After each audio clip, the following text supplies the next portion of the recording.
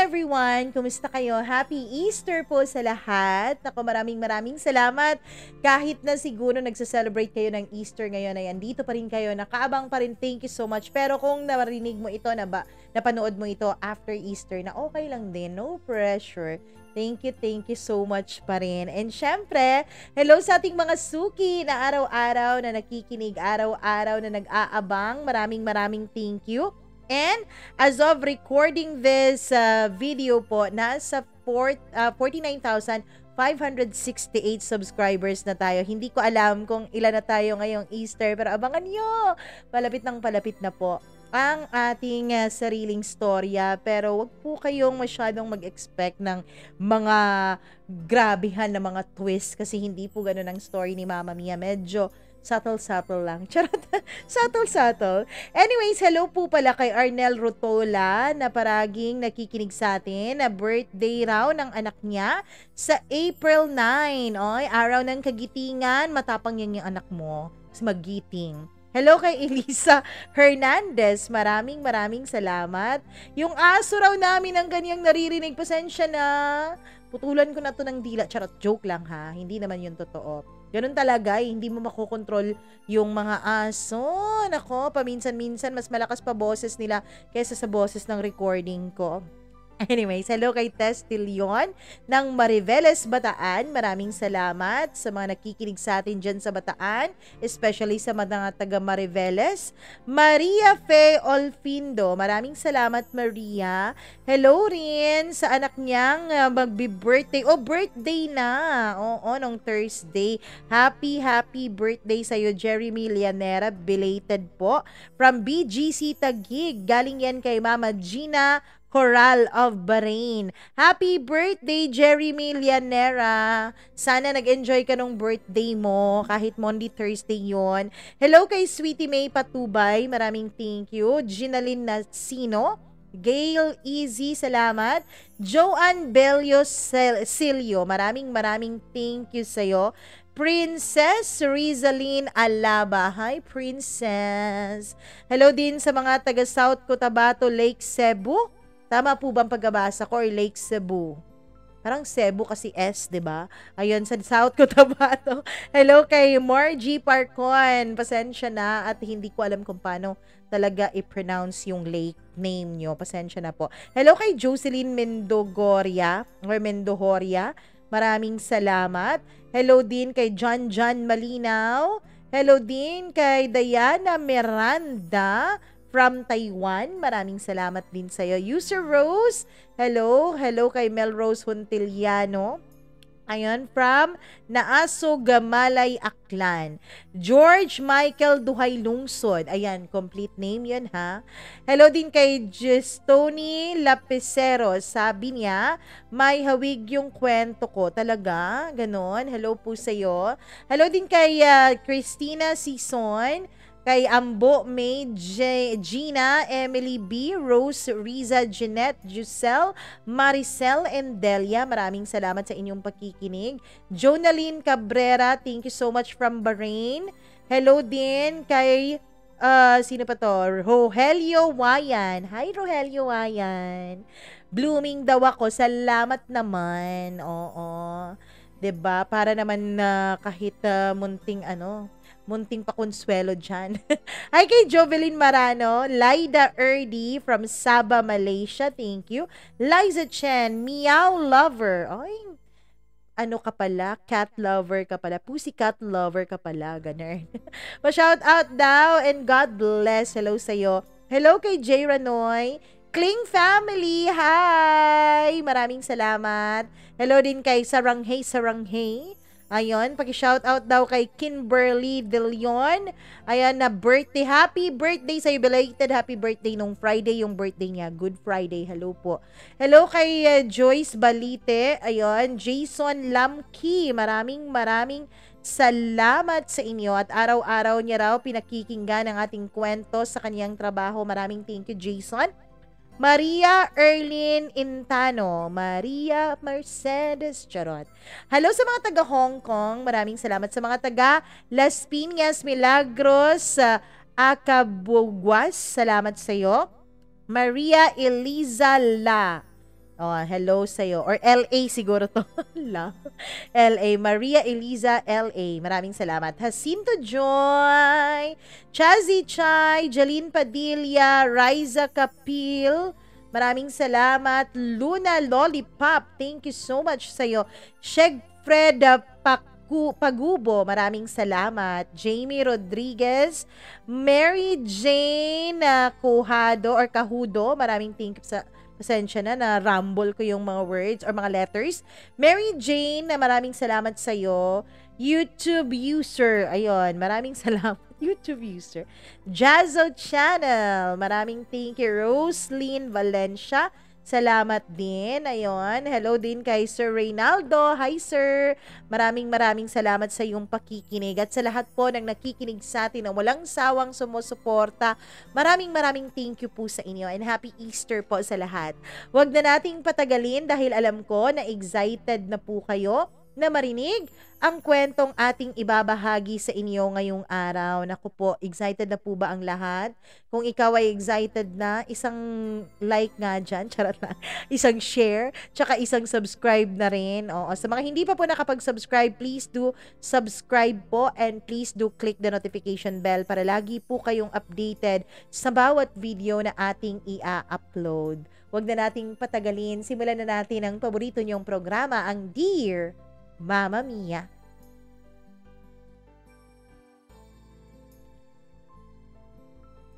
May mga bagay na hindi na dapat natin pang pinag-uusapan. Pero may mga bagay na kahit ayaw natin, ay kailangan pa rin pag-usapan. Maraming maling akala ang nabubuo kapag hindi nag-uusap ang dalawang panig. Ikaw, masasabi mo bang nagbago ang isang tao nang hindi mo nalalaman kung ano ang dahilan ng sinasabi mong pagbabago niya? Dear Mama Mia, ako po si Sol. Mama Mia, ngayong taon na ito ay ipagdiriwang ko na po ang unang taon ng aking pagiging senior citizen. Oo, Mama Mia, 61 na po ako at nung isang taon lang po ay nag-60 years old ako. At nung isang taon lang din nangyari ang kwentong ibabahagi ko sa inyong programa ngayong araw. Kwento po ito ng buhay ko o kwento ng love life ko. Pasensya ka na, Mama Mia, na sa edad kong ito ay love life pa rin ang lola niyo. Ang pangalan po ng aking asawa ay si Aris. Mas matanda po siya sa akin. 64 years old na po siya ngayon. Mabait naman si Aris, Mama Mia. Hindi niya ako kahit kailan sinaktan ng pisikal man o emotional. Kaya mahal na mahal ko talaga ang asawa ko. Tumanda po kami nang walang naging problema gaya ng pambababae. Kaya ganun na lang po ang pagiging kampante ko sa asawa ko. May mga anak po pala kami, 2 lalaki at 1 babae. Lahat sila ay nakabukod na. 10 taon na ang nakakalipas dahil may kanya-kanyang mga asawa na rin sila. Dumadalaw-dalaw na lang paminsan-minsan ang mga anak namin. Kaya kami na lang 2 ni Aris ang nasa bahay, Mama Mia. Kung kailan po solong-solo na namin ang bahay, ay tsaka naman po para kaming nagre-retreat 2. Napakatahimik na ng samahan namin. Napakasolemn. Kwentuhan na lang, Mama Mia. Naisip ko na siguro ganun talaga kapag tumanda na. Wala na yung kilig. Wala na yung spark. Parang mas gusto mo na lang na parang mag-BFF na lang kayong 2. Pero ganun pa man, syempre hindi ko pa rin inaalis ang responsibilidad ko kay Aris bilang kaniyang asawa. Kaya naman, Mama Mia, sa pananaw ko po ay masasabi ko pa rin na masaya pa naman kami sa kung ano ang meron kaming 2.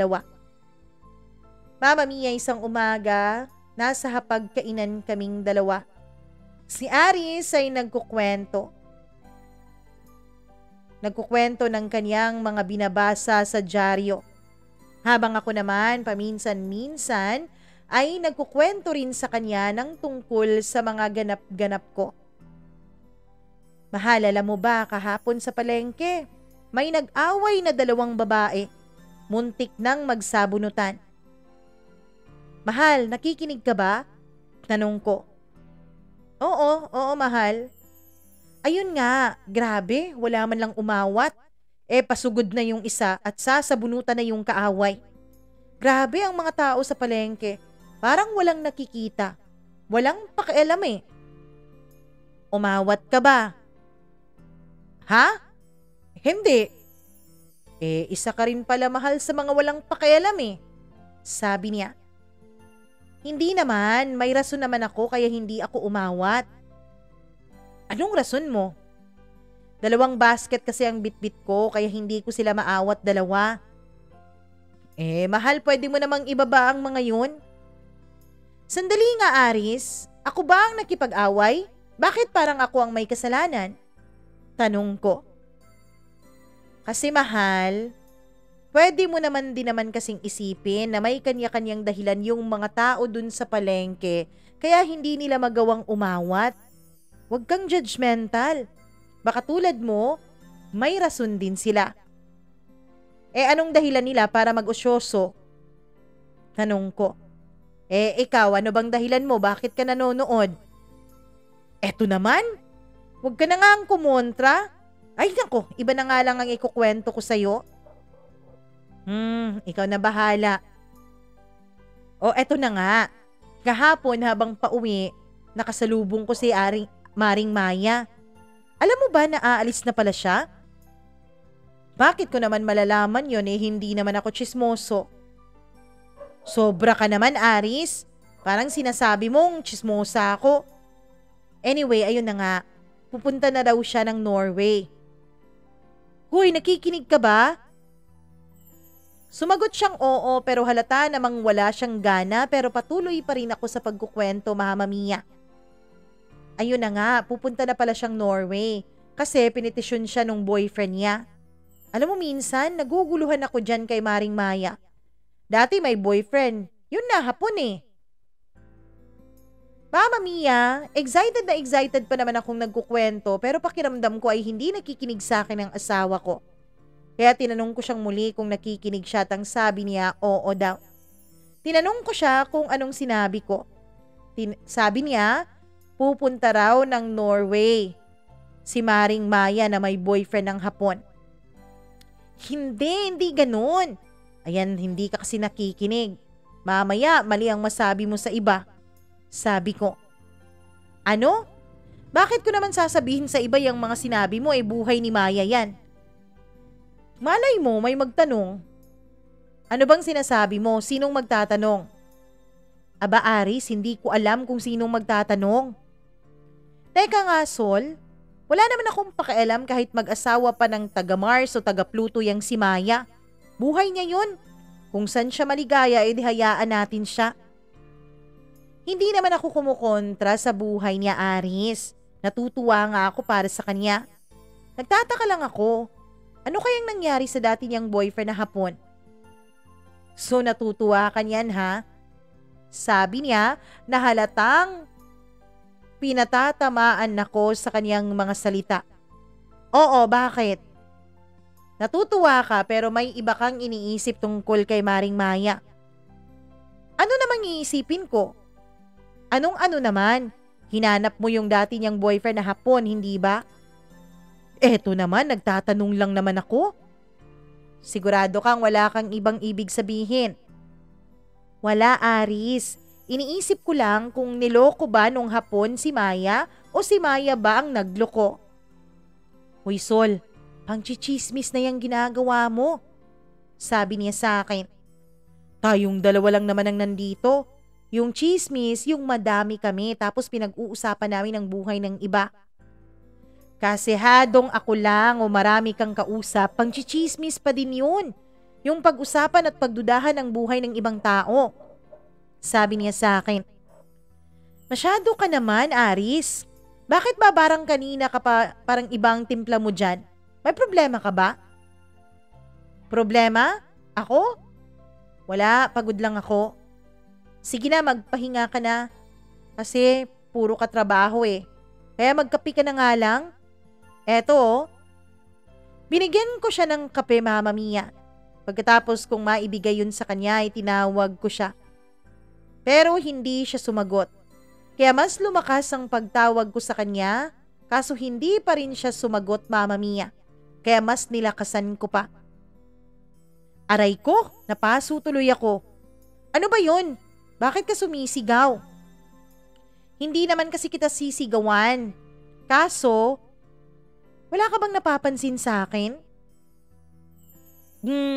Pumayat ka? Aris naman hindi ah. Same pa rin naman yung tabako.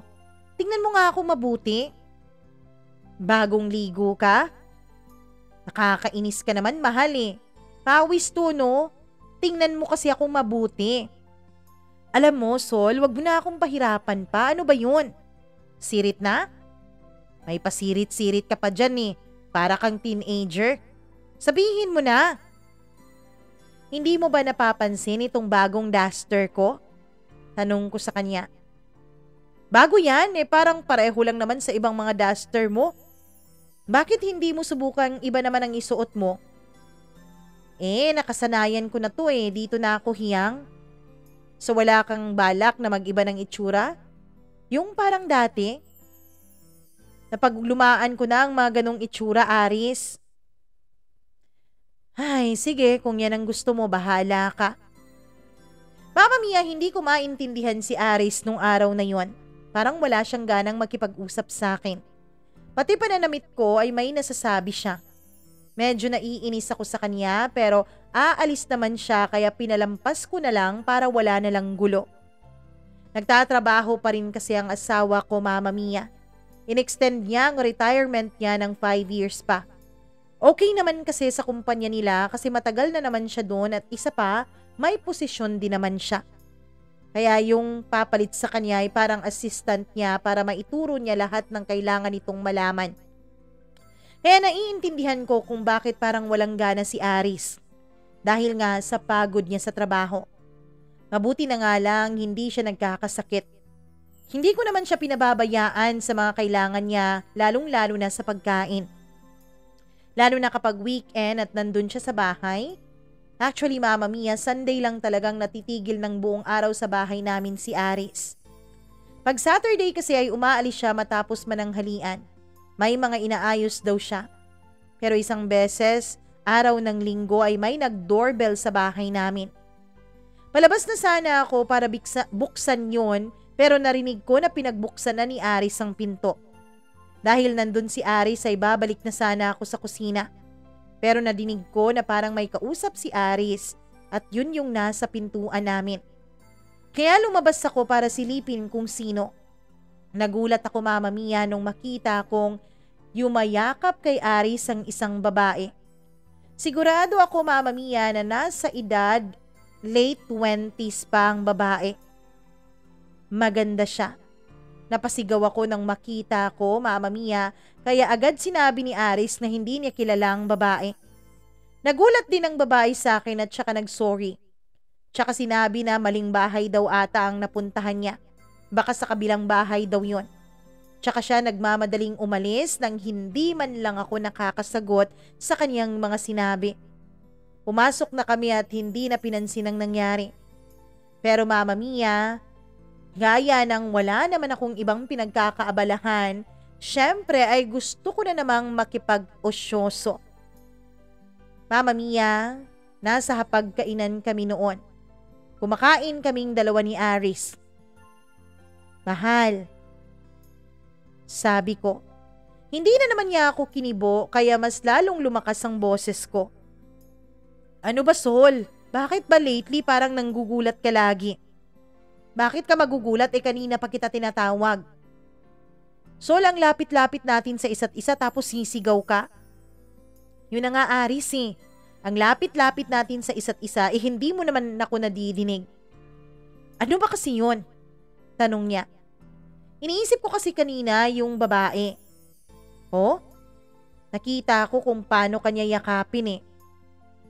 Sol, wala akong alam doon, hindi ko siya kilala. Ngayon ko lang nakita ang babaeng yun. Alam ko naman yun. Sa dami ng ginagawa mo, sigurado naman akong hindi mo na maisisingit ang pagkerengking. Oo naman, sabi niya. Yun nga, nung nakita ko kung paano siya yumakap sa'yo, tapos nagkamali daw siya ng bahay na pupuntahan, sa kabila daw, ang nakatira sa kabila ay si paring Ernest. Si Ernest ay binata, kaya isa lang ang ibig sabihin nun. Si Ernest ay umuupa ng isang call girl. Sabi ko, mahal, sobra ka naman sa call girl. Baka naman escort lang. Pareho din yun. Magkaiba yun. Yung escort, companionship lang. Binabayaran pa rin sila. Sabi ko kay Aris. Kasi nga, yun ang trabaho nila. Call girl nga, Aris. Ewan mo, Kusol. Ang hirap mong kausap, bahala ka na nga. O sige na, escort na kung escort. Kaya pwede ba, Sol, palampasin mo na yung issue na yan? Magchismis ka na lang ng ibang kapitbahay natin. Meron nga akong talagang kwento tungkol kay Grace, pero hindi priority si Grace eh. Mas concern ako ngayon kay Ernest. Ano naman si Ernest? Nakikinig ka ba, ha, Aris? Kasi nga kumuha siya ng call, ibig kong sabihin escort. Paano kung mapahamak siya? Tanong ko. Bakit naman mapapahamak si Ernest? Isa pa lalaki yun, kaya niya yung sarili niya. Paano kung parang lolokohin lang siya ng babae? Peperahan. Hindi naman niya nililigawan, paano siyang lolokohin? Natural lang naman na may money involved kasi nga trabaho ng babae yun. Sabi ni Aris sa akin. Parang uubusin ng pera ni Ernest eh. Alam mo, ubusin man o hindi, problema na ni Ernest yun at hindi mo na din yun problema. Mali ka dyan, mahal. Problema ko din yun kasi kaibigan ko si Ernest. Mahal, kapitbahay mo din si Ernest. 19 years old lang. Anong feeling mo? Katropa mo yun? Excuse me, Aris, sa friendship walang edad-edad ha? Mama Mia, marami pa kaming napag-usapan noon ng asawa ko. Sinabi ko pa sa kanya, Mama Mia, na may mabigat na pinagdadaanan ng isa kong kaibigan.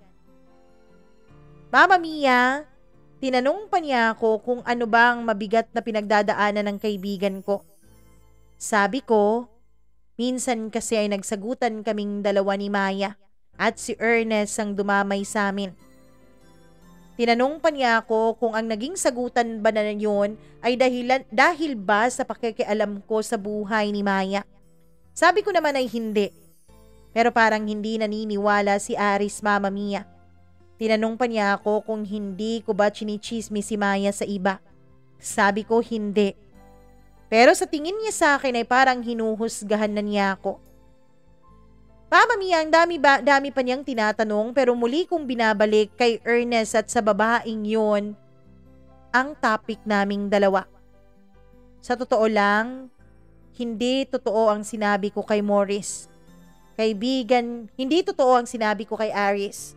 Kaibigan ko talaga si Ernest, Mama Mia, kaya kailangan ko siyang kausapin para sa ikatatahimik ng konsensya ko.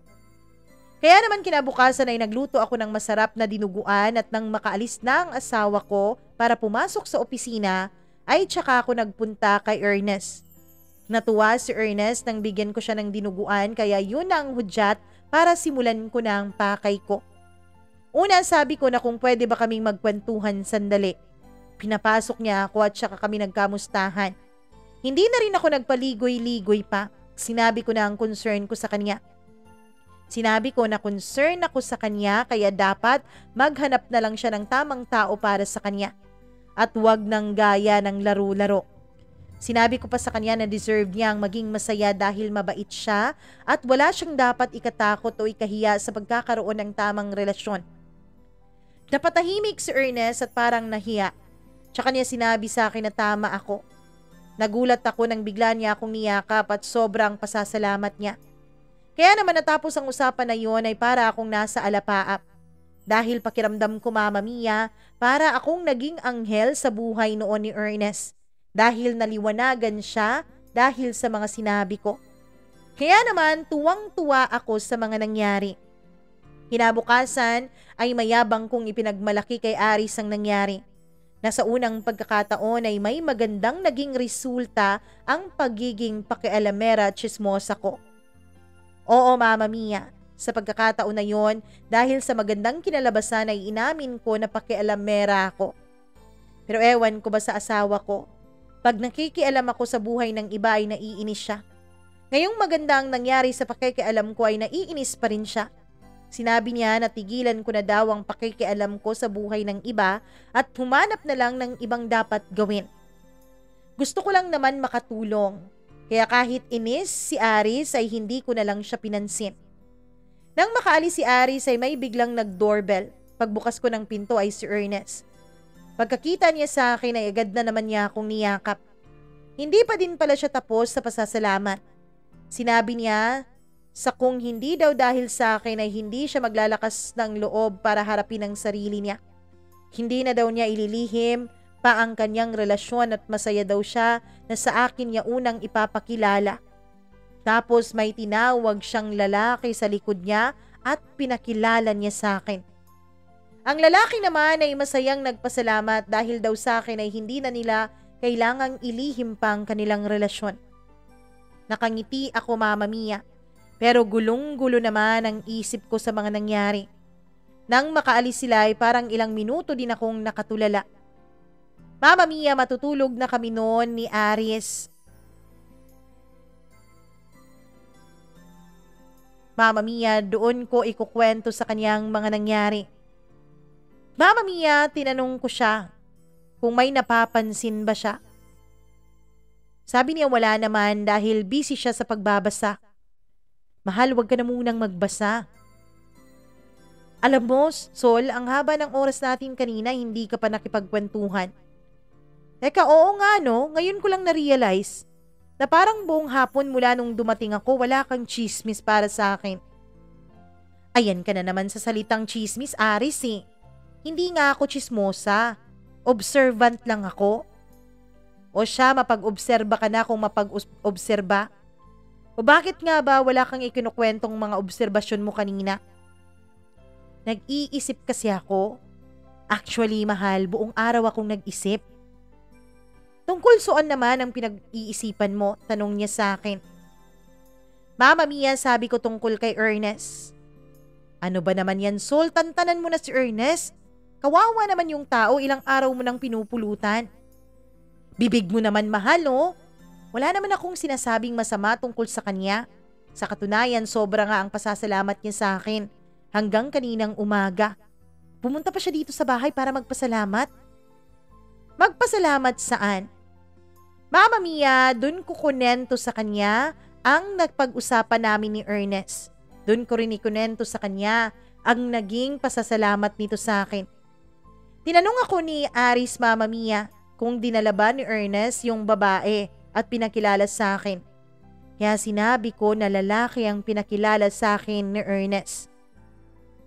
Mama Mia, noon ay tinanong ko, matagal na palang bakla itong si Ernest pero bakit parang hindi ko napapansin? Natawa naman sa akin si Aris. Sabi niya bakit ang pagiging bakla ng aming kapitbahay ay pinoproblema ko pa. Sabi niya magbabasa na lang daw siya. Kaya nainis ako, Mama Mia. Nainis ako sa mga ginawa niya at sa mga sinabi niya sa akin, kaya sabi kong matutulog na lang ako. Kahit ilang minuto nang tulog noon si Aris ay gising na gising pa rin ang diwa ko. Iniisip ko pa din kung sino talaga ang pakay ng babaeng yon. Kasi kung bakla si Ernest, ibig sabihin hindi siya ang nag-hire ng escort na yon. San kaya ang address na sinasabi niyang nagkamali siya? At bakit sa lahat ng bahay, bahay pa namin ng kanyang kinatok? Habang inaalala ko lahat ng kapitbahay namin ay bigla akong nakadinig ng pagtawag kay Aris habang natutulog. Nananaginip siya, Mama Mia. Kaya pinakinggan ko kung anong sasabihin niya pero wala. Puro tawa lang siya. Parang may kaharutan siya sa kanyang panaginip. Siya ako na pag-isip-isip na ang tagal na namin na hindi naghaharutan ng asawa ko. Ang tagal na naming hindi tumatawa ng ganon. Kung hindi ako ang nasa panaginip niya, sino? Doon na pumasok ang duda ko na baka may ginagawang kung anong milagro ang asawa ko sa likuran ko. Tsaka bakit parang iniiwasan niyang pag-usapan ang tungkol sa female escort na yon.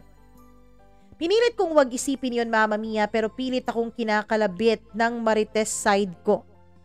Ewan ko ba kung bakit, pero bigla kong inabot ang cellphone ni Aris sa bedside table at pinakialaman yon. Wala siyang password, Mama Mia, kaya medyo nag-guilty ako. Dahil malaki ang tiwala niya sa akin na hindi ko pakikialaman ng cellphone niya. Pero Mama Mia, kahit na may guilt akong nararamdaman ay ayaw pa rin akong tantanan ng pagiging marites ko. Kaya naman sa huli ay nagwagi pa rin ang mumunting boses sa tenga ko at pinakialaman ko na ang cellphone ng asawa ko. Nag-scroll ako sa phone book niya. Kilala ko lahat ng nandun maliban sa isang numero na ang pangalan ay Bro. Bebot. Naisip ko kung sino si Bro. Bebot. Wala akong kilalang ganon. Ayoko na uling pansinin pero ang daliri ko ay kusang pumindot at nagmensahe sa Bro na yon. Wala naman akong ibang sinabi kundi hi. Yun lang naman, Mama Mia. Ilalapag ko na sana ang cellphone nang bigla itong nag-vibrate. Muntik mahulog sa mukha ni Aris ang cellphone, buti na lang at nasa luko ulit. Binasa ko ang mensahe at nagulat ako, Mama Mia. Kailangan mo ba uli na makipag-usap sa akin? Huwag kang mahiyahan, nandito lang ako. Kahit nagulat ako sa sagot niya ay nakuha ko pa ding sumagot sa mensahe na yon. Sinasabi ko na nagme-mensahe na lang ulit ako. Sumagot pang muli, Mama Mia, at ang sabi niya, good night at see you soon. Parang tunog sweet ang message na yon. Gusto kong maiyak. Pero bago ako umiyak ay nilista ko muna ang numero niya tsaka ako umiyak ng tahimik habang naghihilik ang asawa ko sa aking tagiliran. Mama Mia, pagka-umaga noon ay nakahain na ako at bumaba si Aris na para bang ang saya-saya. Na good morning pa siya sa akin. Pero kung gaano ang saya niya, Mama Mia, ganun naman ng lugmok at dilim ng puso ko. Tinanong pa niya ako kung anong pagkain. Itlog, tinapay, sinangag, daing at tuyo. Sabi ko nang walang kagana-gana. Yan na naman. Mama Mia, dun ko naisip, baka nga nagsasawa na si Aris. Tinanong ko siya kung nagsasawa na ba siya sa dati ay paborito naming almusal. Sabi niya hindi naman daw porke paborito niya, dapat ay araw-arawin na niyang kainin. Mama Mia, dun ko naisip, baka nga kahit paborito ako ng asawa ko, ay baka ayaw na niya sa akin ngayon. Tahimik ako noon kaya naman, biglang napansin yun ni Aris. Tinanong niya kung anong nangyayari sa akin, kung bakit parang akong bulong ng bulong sa sarili ko. Sabi ko, ayaw ba niya ng pagkain? Magluluto na lang ako ng iba. Mama Mia, sabi niya okay na lang din at kakainin niya. Sa palagay ko ay parang napipilitan lang talaga siya sa pagkain na yon. At hindi lang sa pagkain, Mama Mia, kundi maging sa relasyon naming dalawa. Mama Mia, palagi siyang sinasabi. Tanong niya kung bakit ba ganun ang ugali ko. Wala raw ba akong nasaagap na chismis? Wala raw ba akong update sa mga chismis na sinasabi ko sa kanya? Wala akong chismis sa iba. Sa ibang babae mo meron. Mama Mia, medyo napalakas ang bulong ko. Tinanong niya kung anong ibang babae ang sinasabi ko. Wala, kalimutan mo na. Anong kalimutan sa itsura mong yan? Alam kong may gusto kang sabihin sa akin. Ano naman sa tingin mo ang sasabihin ko, Aber Aris? Ewan ko sa'yo. Ikaw ang may sasabihin kaya ikaw ang magsabi. Kalimutan mo na nga. Teka nga, hindi ka naman ganyan tuwing umaga. Usually pag umaga ang saya mo, ang active mong magkwento. Tapos ngayon ganyan ka, ganyan ang mood mo. Oo nga, dati-rati pag umaga wala kang gana, pero ngayon parang lumalaklak ka yata ng energy drink. Sabi ko sa kanya. Hindi na ba ako pwedeng maging masaya kapag umaga? Sabi niya. Hindi naman, Aris. Ang saya mo nga kagabi. Tawa ka nga ng tawa sa panaginip mo. Sino bang kaharutan mo sa panaginip mo, ha? Ano bang sinasabi mo dyan, Sol? Bakit ba pati panaginip ko pinagdidiskitahan mo? Ikaw nga ang magsabi sa akin. Anong sinasabi mo kagabi? Bakit ba parang ang saya-saya mo? Mama Mia, doon ay bigla siyang naging defensive. Tinanong niya ako kung ano, kaya sabi ko tigilan na namin ang usapang yon dahil wala naman itong pupuntahan. Mama Mia, pinakain ko na lang siya. Pero habang kumakain kami ay hindi ko talaga mapigilan ang sarili ko. Hindi ko talaga mapigilan, Mama Mia, ang magalit, ang mainis. Lalong-lalo na kapag naiisip ko na may ibang hinaharot ang asawa ko. Ewan ko ba, Mama Mia, gustong-gusto kong umiyak. Gustong-gusto kong sabihin sa kanya na parang may mali. Nang binigyan ko siya ng daing, Mama Mia, sabi niya ay bigyan ko rin daw siya ng 2 daing dahil gusto niya daw yun. Dala-dalawa talaga ang gusto mo? Hindi ka na makontento sa isa? Sabi ko. Mahal, please naman. Diretsuhin mo nga yung mga pinagagaganyan mo. Dahil ba sa pagtawa ko sa panaginip ko kaya ka ganyan? Bakit ikaw pag nagsasalita ka habang natutulog? Na halos na ikwento mo na ang bawat buhay ng mga kapitbahay natin. Hindi naman ako nagagalit, ah. Iba yon, Aris. Aber, anong pinagkaiba ng panaginip mo sa panaginip ko? Ako, Aris, sa panaginip ko nagsasalita ako. Ikaw tumatawa na para bang kinikilig. Mahal, matapos mong ikwento ang tungkol sa buhay ng bawat kapitbahay natin sa panaginip mo, ang laging ending ng kwento mo, halakhak. Aris, iba yung halakhak sa maharot na tawa. O siya, iba na kung iba. Aris, alam mo kung may aaminin ka sa akin, aminin mo na. Sige nga, aaminin ko na. Kaya ako masaya ngayon kasi may matatanggap akong bonus. Pero kalimutan na natin yon kasi malilate na ako, alis na ako. Ano to? Hindi ka man lang ba kakain? Diba? Pinagluto pa kita? Alam mo, Sol, kung hinayaan mo ako kanina, siguro tapos na akong kumain. Sige na, sa opisina na lang ako mag-aalmusal. Late na ako eh. Mama Mia, alam kong nagalit sa akin si Aris, pero gusto ko lang namang malaman ng totoo. Ang dami na kasing sunod-sunod na pangyayari, lalo na si bro. Bebot kung sino man siya. Okay lang sana yung tanong na kailan mo ba ulit gustong makipag-usap? Pero nung sinundan pa ng wag kang mahihiya dahil nandito lang ako, iba yun pakinggan para sa akin. Isa pa, Mama Mia, bro siya. Bro. Pero pakiramdam ko, babae yun. Sigurado ako, Mama Mia, na ginamit niya lang yun na alias ang bro para hindi ko malaman na babae ang kaniyang kaharutan. Mama Mia, gulong-gulo na talaga ako noon. Ayokong masira ang matagal na naming relasyon ng asawa ko. Pero paano? Hindi na si Marites ang naguutos sa akin na magduda kundi ang sarili ko ng instinct bilang babae at bilang asawa.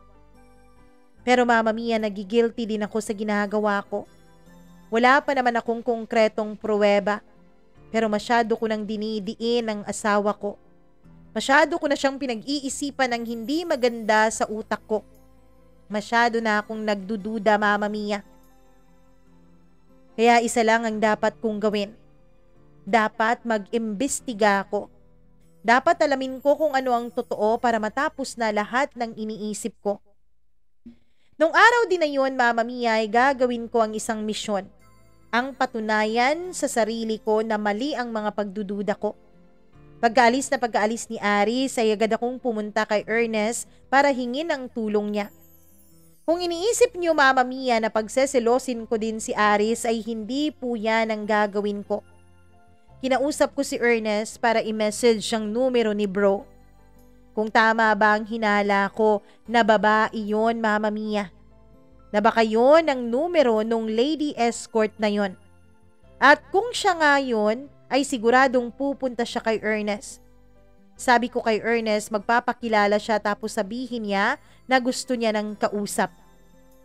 Mama Mia, sumagot agad yung bro na yon. Tinanong niya kung taga saan si Ernest. Nang sabihin ni Ernest ang address niya ay nagulat kami nang sabihin ni bro na kapitbahay pala ni Ernest si Aris. Pero madalas sa labas silang nagkikita ni Aris at paminsan lang daw na pumunta siya sa bahay ni Aris pag wala daw ang asawa nito. Mama Mia, isa lang ang ibig sabihin noon. Confirm na confirm, Mama Mia. Nagtataksil nga sa akin ang asawa kong si Aris. Kailangan ko na lang patunayan, Mama Mia, na ang escort na si bro at ang babaeng unang nagpunta sa bahay namin ay iisa. Nag-set si Ernest ng araw. Pumayag si so-called bro. Mama Mia, pumayag siya na magkita silang dalawa ni Ernest. Pero ang hindi niya alam ay alam ko at ako ang haharap sa misteryosong si bro.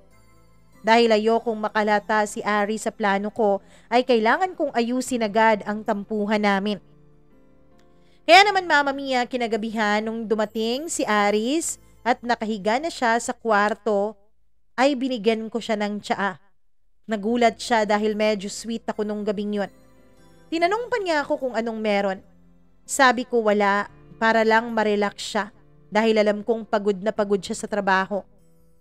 Mama Mia, tinanong pa niya kung may inilagay ba ako dun sa tsaa na yon. Kaya tumawa na lang ako. Ikaw naman, mahal. So wala kang nilagay dito?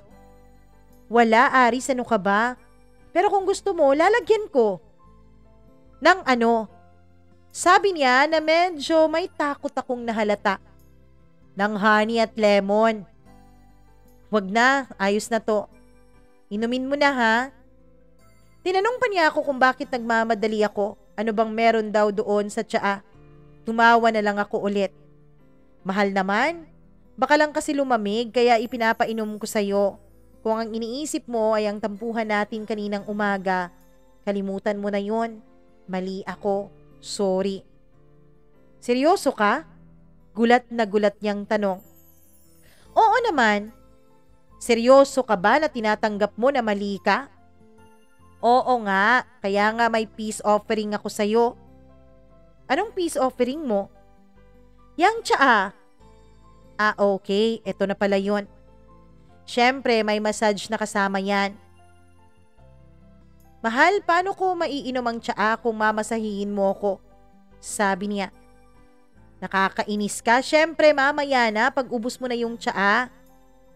Kaya naman Mama Mia, hinigop na niya yung tsaang binigay ko. Tinanong ko siya kung masarap ba. Sabi ko, binili ko yun sa kaibigan ko na dala pa niya galing Italy. Mama Mia, sabi pa niya bakit ba ako bumili ng tsaa na mahal? Okay lang naman daw sa kanya kahit yung mga nabibili lamang na mura sa grocery. Sabi ko naman mura lang ang bili ko noon dahil natawaran ko. Pero inappreciate naman niya na masarap ang tsaang binigay ko sa kanya. Nakaka-relax daw. Pero mas marerelax daw siya pag may masahe. Kaya naman Mama Mia, minasahe ko siya. Tinanong pa niya kung anong catch ko sa pagmamasahe ko at nagdududa pa siya ulit. Tanong ko walang catch, ang gusto ko lang talaga ay mag-sorry sa inasta ko sa kanya kaninang umaga. Tinanong pa niya kung sincere ba raw ang pagsusorry ko. Sabi ko oo. Tinanggap naman niya at ang sabi niya ay kalimutan na namin yon. Tinanong pa niya kung may ikukwento ba ako. Sabi ko, ano bang kwento ang gusto niya? Sabi niya yung tungkol sa mga kapitbahay, kaya tumawa na lang ako at ang sabi ko ay day off ko ngayon. Tumawa na rin siya, Mama Mia. Habang minamasahe ko siya, sabi niya ay namimiss niya raw ang mga ganong usapan at masahe ko. Mama Mia, nung tapos ko na siyang masahiin, ay tumawa siya ulit. Iba ang pagtawa niya na yun.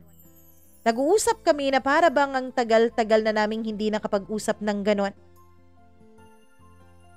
Basta mahal, tandaan mo mahal kita. Pasensya ka na kung may mga pagkukulang ako sa'yo ha. Madamdamin niyang sabi sa akin. Tinamaan ako doon Mama Mia kaya hindi ako kaagad nakasagot. Mahal? Tawag niya. Akala ko ikaw ang nakatulog sa pagmamasahe sa akin eh. Pikit ka na dyan, mahal, para mas maganda ang magiging tulog mo. Mama Mia, mas lalo akong nagduda dahil sa sinabi niya. Ano kayang pagkukulang ang ibig niyang sabihin? Yun kaya, Mama Mia, ang kasalanan niya sa akin na kumuha siya ng isang escort girl? Kinaumagahan ay naging maganda ang almusal naming dalawa. Hindi naman sa niloloko ko ang asawa ko. Ayoko lang na makahalata siya sa gagawin ko. Pag napatunayan ko na hindi totoo ang lahat ay tsaka na lang ulit ako hihingi ng tawad sa kanya. Basta ang importante sa akin noon ay makausap ko ang ugat ng lahat ng pagdududa ko. Siya lang ang makakapagbigay liwanag at linaw sa gumugulo ng isip ko. Kaya pagkaalis ni Aris ay agad akong nagpunta sa bahay ni Ernest, kung saan darating ang taong kilala lang namin sa pangalang Bro. Sasamahan sana ako ni Ernest pero sinabi ko na kaya ko na. Sabi ko sisigaw na lang ako kapag kailangan ko ng tulong niya. Kaya pinapasok ko siya sa kanyang kwarto at ako naman ay naghanda na dahil ilang minuto na lang alam kong paparating na ang kausap namin. Hanggang sa dumating na ang oras, Mama Mia. Tumunog na ang doorbell. Nakaupo lang ako at sumigaw ng tuloy. Nadinig ko ang pagbukas ng pinto. Laking gulat ko, Mama Mia, nang pumasok ang isang lalaki. Sabi ko pa na hindi kami bibili ng kung anong binibenta niya. Kasi nakapolo siya na puti at mukhang salesman. Sabi niya hinahanap niya raw si Ernest. May usapan daw sila. Kinabahan ako, Mama Mia, kaya tinanong ko kung siya ba si Bro. At halos bumagsak ang langit sa akin nung kumpirmahin niya sa akin na siya nga si Bro. Hindi ako makapaniwala, Mama Mia. Bakit nakikipagkita sa isang lalaki ang asawa ko? Dineretso ko siya, tinanong ko kung male escort ba siya. Gulat na gulat siya sa tanong ko. Tinanong niya kung ako ba ang asawa ni Ernest. Sinabi ko hindi. Kaibigan niya lang ako. Tsaka sinabi ni Bro, Mama Mia, na kinontak siya ni Ernest at magpapatulong tungkol sa problema nilang mag-asawa. Sabi ko walang asawa si Ernest. Naguluhan ako sa sinasabi niya. Sinabi pa niya na akala niya kaya siya kinontak ni Ernest dahil may problema ito sa relasyon nilang mag-asawa. Dahil magkakilala sila ni Aris. Iniisip niya na si Aris ang nagbigay ng number niya kay Ernest. Lalo tuloy akong naguluhan. Tinanong ko kung sino ba siya. Tsaka niya sinabi sa akin, Mama Mia, na isa pala siyang spiritual at marriage counselor. Nanigas ang pangako at inamin ko na ako ang asawa ni Aris. Medyo napaatras din si Bro nang malaman niya yon. Pero dahil nandun na din daw siya ay sasabihin na niyang totoo. Kinakausap daw siya ni Aris dahil daw sa amin. Dahil nga daw parang wala na akong oras sa kanya dahil puro kwentong kapitbahay na lang ang lagi naming topic dalawa. Namimiss na raw ni Aris ang dating ako na maalalahanin. Pati na ang pananamit ko daw ay parang ayoko nang mag-ayos para sa kanya. Dun, Mama Mia, ay napahiya ako sa mga nalaman ko. Sinabi pa ni Bro na ayaw munang ipakausap ako ni Aris sa kanya. Gusto daw muna ni Aris na ihanda ako bago iharap kay Bro. Para hindi daw ako magalit na dinala niya ako sa marriage counselor. Mama Mia, bago umalis si Bro ay pinayuhan niya ako na ibalik ang dating ako.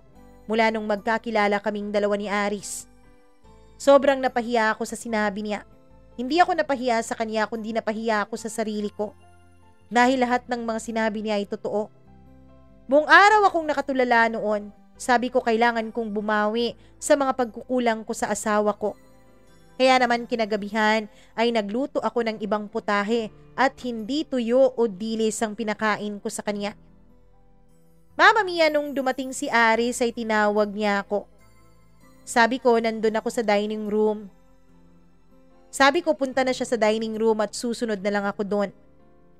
Mama Mia, nagulat siya nung may pa-set up pa ako sa table namin. Tinanong niya kung bakit naka-set up. Tinanong niya kung bakit madilim at kandila lang ang ilaw. Naputulan o nawalan ba kami ng kuryente. Kaya naman lumabas ako at tinawag ko siyang gwapo. Nagulat siya sa itsura ko at bakit ganun daw ang suot ko. Tinanong ko siya kung ayaw ba niya ang suot ko, sabi niya gusto naman daw niya. Kaso lang nagugulat siya dahil ngayon lang daw niya ako nakitang nagsuot ng ganon. Kasi lagi na lang daw akong nakaduster. Ngayon lang daw niya ulit nakita ang braso ko, ang dibdib ko, at ngayon lang daw niya nakita na nagsuot ako ng damit na hindi lagpas tuhod. Mama Mia, sabi ko mula nung araw na yon ay aaraw-arawin ko na ang ganoong klasing pananamit. Ibabalik ko na ang dating Sol na minahal niya. Tinanong pa niya ako kung saan daw ako nagpunta. Pero sabi ko, Mama Mia, ay humihingi ako ng pasensya sa mga naging pagkukulang ko. Mama Mia, ayaw na daw niyang tumawa dahil baka nanaginip na naman daw siya at baka kung ano na naman daw ang isipin ko kapag narinig ko ang pagtawa niya sa kanyang panaginip. Kaya naman ako na ang natawa.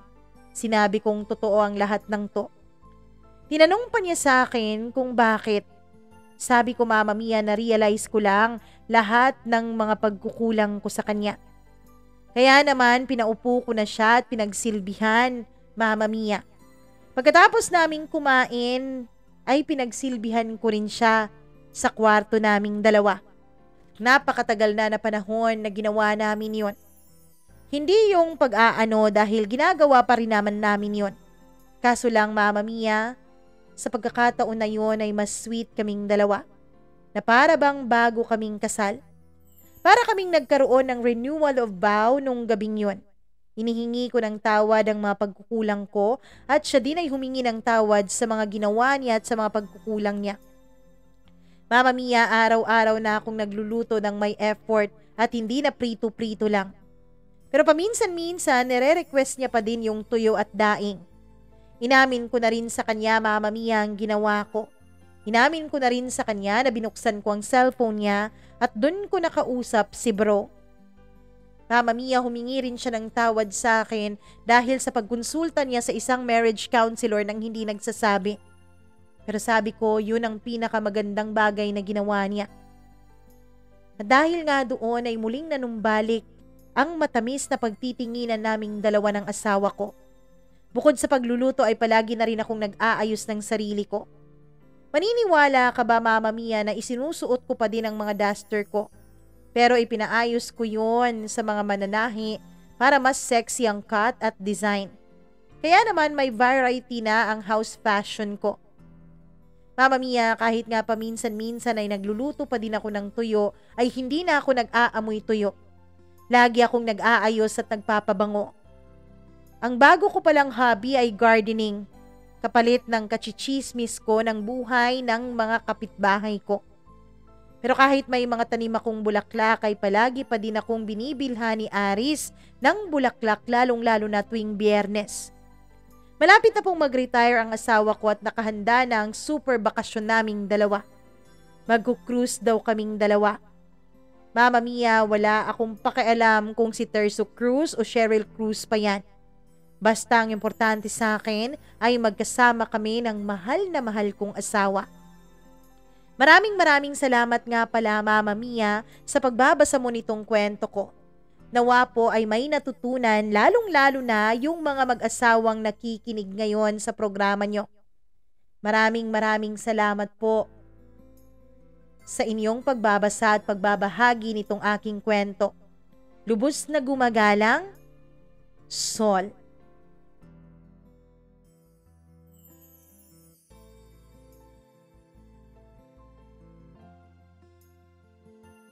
Nakakatuwa ang kwento mo, Mama Sol. Mama Sol na lang siguro tatawag ko sa'yo.